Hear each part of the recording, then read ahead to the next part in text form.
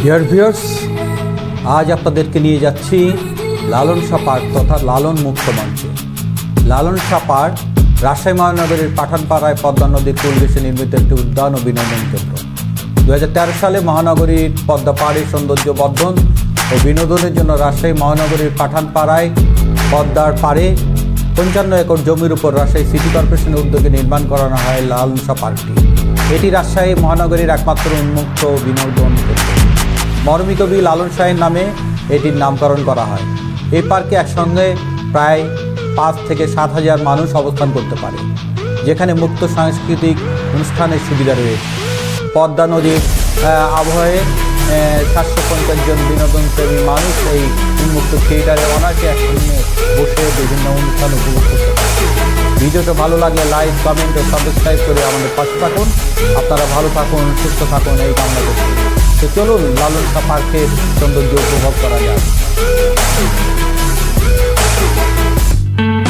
দর্শকবৃন্দ, আপনারা দেখছেন লালন শাহ পার্কের সেই সবুজ অংশটি, যেখানে পার্ক আপনি এখানে আপনার অফুরন্ত সময় কাটাতে পারবেন।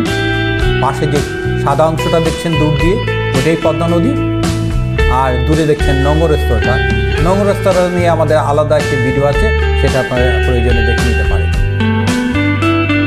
আপনারা দেখছেন লালন শাহ পার্কের সবুজের অংশগুলো, যেখানে বসে মানুষ তাদের অবসর সময় কাটায়।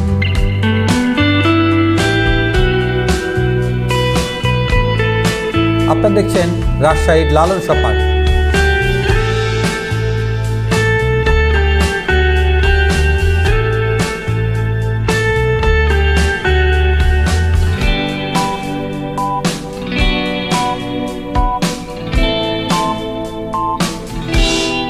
বিকাল নাগাদ এখানে মানুষের আনাগোনা বাড়তে থাকে। সন্ধ্যা এবং রাত্রে পর্যন্ত মানুষ এখানে অবস্থান করে। আপনারা দেখছেন সেই লালন শাহ পার্কের সেই মুক্ত মঞ্চটি, বন্ধুদের আড্ডা দেখছেন। এই গ্যালারিটা প্রায় 5,000 লোক এখানে বসতে পারে, এরকম ব্যবস্থা করা হয়েছে এখানে।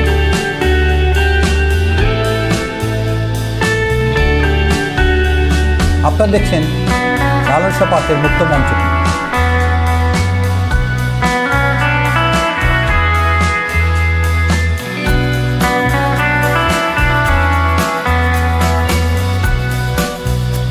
কিছুদিনের মধ্যে একজন অন্ধ গায়ক এখানে গান শুরু করবে।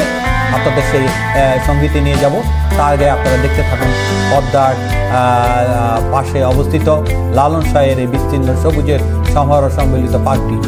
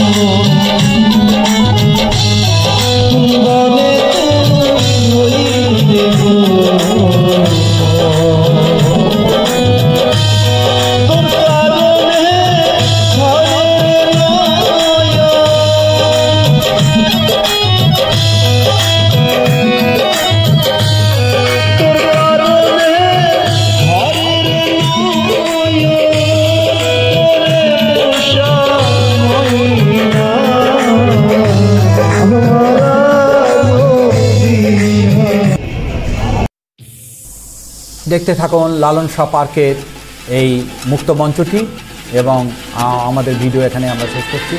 ভালো থাকুন, সুস্থ থাকুন।